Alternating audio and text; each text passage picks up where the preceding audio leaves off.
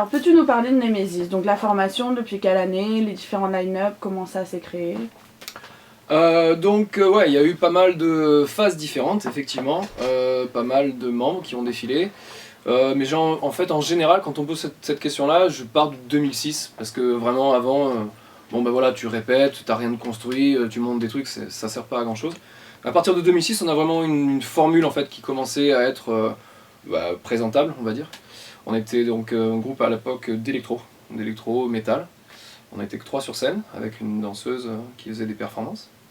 Et puis donc, suite à ça, on s'est de plus en plus orienté au fil des années vers du métal, de plus en plus métal en fait. Et du coup, tout en gardant ces influences de samples, de synthé et d'esprit un petit peu new wave électro, en fait, de plus en plus vers le métal. Et du coup, exit la danseuse, exit les boîtes à rythme, etc. Et on a pris un batteur et un bassiste pour être dans une configuration metal rock classique, guitare, basse, batterie, chant. Voilà. Et ça donc c'est depuis 2009, on a cette formule-là.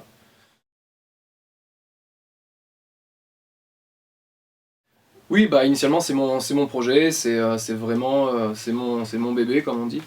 Donc c'est mes morceaux, c'est mes compos, je fais les parties de guitare, je fais les parties de basse, même encore maintenant, il m'arrive d'écrire les parties de batterie ou de les noter vite fait comme ça sur un clavier ou de même les jouer moi en mode démo en fait pour les mettre de côté. C'est vraiment moi qui chapeaute tout ça parce que c'est vraiment issu de mon univers, de ce que j'ai vraiment à exprimer.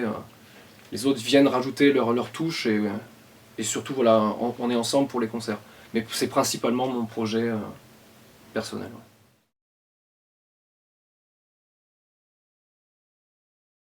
Et comment tu définirais justement ta musique et quelles sont tes influences par rapport à ça, par rapport à ce groupe? Pour définir la musique, ça je sais pas. Moi je préfère quand les gens en fait me le disent ah moi ça me fait penser à ça ou moi voilà j'aime bien parce que j'arrive pas moi à définir ça. Ouais. Comme je disais moi c'est mon projet et en fait chaque album est différent parce que voilà j'ai envie de ça. Ou je me lève un matin et je dis tiens je ferais bien un album dans cet esprit là. Et du coup chaque album j'essaye de passer en fait des étapes ou alors de me fixer des objectifs. Donc sur la transition entre le premier maxi et le premier album, j'avais décidé d'incorporer des instruments plus acoustiques, des percussions, des chœurs. Tu vois, et du coup, ça a donné le premier album. Puis après, je me suis dit, allez, hop, on enlève cette truc-là et on passe vraiment à un truc beaucoup plus brut de décoffrage, moins d'arrangements compliqués, moins d'instruments, moins de choses comme ça. Guitare, basse, batterie, chant, et puis s'il reste de la place, on mettra des samples. Voilà. Et là, pour le nouveau disque, je pars sur un truc encore plus métal, mais avec une plus juste utilisation des synthés, des samples et des petites touches électroniques en fait, pour faire quelque chose d'un peu plus contemporain. Certains diraient dubstep, des choses comme ça, mais enfin moi ça me parle pas non plus. Mais du coup voilà, ça va être plus métal encore avec... j'ai eu une grosse influence Septic Flesh ces dernières années, avec les excellents albums qu'ils ont sortis, Communion et Great Mass. Moi ça m'a redonné un peu en fait envie d'écouter ce style-là. Et en fait, je me suis rendu compte que dans mes choix de tonalité, du coup, pour ce disque, ça s'est ressenti. Tu t'en as inspiré. Je me suis exactement. En fait, sans s'en rendre compte, en fait, ça m'a vraiment influencé. Donc là, on est dans des tonalités très death metal que j'ai mis à la sauce Temple. Donc toujours très dansant, très appuyé au niveau du rythme, mais il y a cette tonalité vraiment death metal que j'avais encore jamais fait. Et du coup, voilà, je me suis dit, bon, bah, quand je m'en suis rendu compte, je me suis dit, bon, c'est cool, partons sur cet axe-là pour le nouvel album, ça sera sympa. Donc, je me suis fait faire une gratte spéciale. Et on est dans une tonalité complètement inédite, un accordage complètement bizarre, et avec cette influence death metal en fond, quoi. J'ai une idée, je me dis putain, je sens bien sa voix sur ce morceau-là, je vais pas le refaire moi, non, j'envoie un message, je fais bah tiens, ça te dirait de faire un truc comme ça, ou un guitariste, là notamment avec le guitariste de No Aim, Nico en fait, on a sympathisé sur une date, on est devenus mais super potes en quelques secondes comme ça, et du coup voilà, on s'est fait un morceau, on monte un projet tous les deux, et il m'a fait un morceau pour le prochain album de Temple. Et moi, je suis hyper ouvert à ce genre de truc. Tu vois, c'est mes morceaux, c'est mon projet, mais j'adore en fait me laisser, tu vois, justement, comme ça, interpénétrer par des projets, des machins, moi je kiffe ça. Et du coup, quand j'ai envie de bosser avec quelqu'un, quand je l'ai à l'esprit, j'envoie un message tout simplement. Quand c'est dans du domaine du possible. Parce qu'après, si j'ai vraiment un rêve, ça serait d'arriver à faire un disque produit par Peter Tägtgren. Voilà. Ça D'accord. serait vraiment pour moi, en fait, pas une consécration, mais ouais, vraiment l'aboutissement pas d'un rêve, mais tu vois, d'une maturité artistique où je me dirais, tiens, ce projet-là, il est béton, et ce mec-là pourra le faire sonner comme il faut. Ok. Ça serait vraiment le seul truc, le seul mec vraiment dans ce genre de fonctionnement, avec qui j'aimerais que ça se passe peut-être un jour. Ouais. Qu'est-ce que j'écoute en ce moment? Pas grand-chose. Parce que je passe ma vie à mixer de la musique. Et du coup, en fait, quand tu mixes de la musique, bah, t'en écoutes pas. Ouais. Donc, ouais, j'ai peu découvert de groupes. Point de vue marketing, je te dirais qu'elle doit être axée sur un public.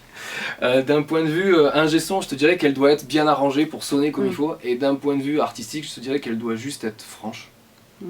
Parce que du coup, si c'est pas franc, eh ben, les gens vont pas le ressentir, vont pas le sentir. C'est pas possible. Je pense, pour le faire, pour en produire et pour de temps en temps en écouter, les gens, au moment où ils l'entendent, si c'est pas honnête, si c'est pas franc et si c'est pas pur jus, je ne peux pas croire que ça marche. Voilà.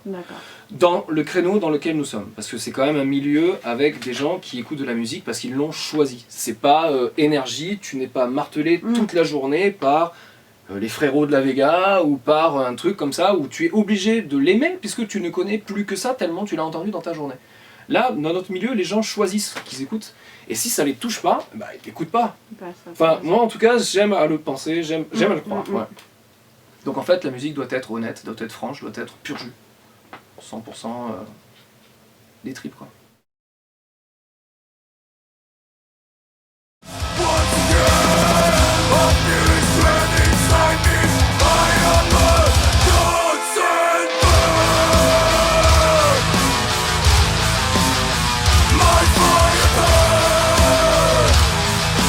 Donc je suis encore malheureusement toujours sur ce disque qui n'en finit pas, plein de problèmes, plein de trucs divers vraiment ingérables et du coup en fait j'ai reçu à ce moment là un mail d'un mec que je connaissais déjà depuis 10 ans qui a fait de la réalisation, qui a fait plein de choses comme ça, qui me disait j'aimerais bien qu'on bosse ensemble sur un clip. Bah écoute, ouais pourquoi pas, le problème c'est que là j'ai rien de prêt, ça va nous repousser à des mois, et puis voilà, ouais mais bon moi j'ai un créneau, il m'a sorti une date, moi j'ai réussi à avoir pareil un créneau à ce moment là. Et j'ai dit, bon bah allez, faisons ça. Et du coup, j'avais un morceau qui était quasiment fini, Firebird en l'occurrence. Et je me suis dit, bon bah allez. Donc je me suis un peu forcé, on a fini le morceau assez rapidement, on l'a enregistré. Et on est parti à Château-Hollande, justement, filmer le clip.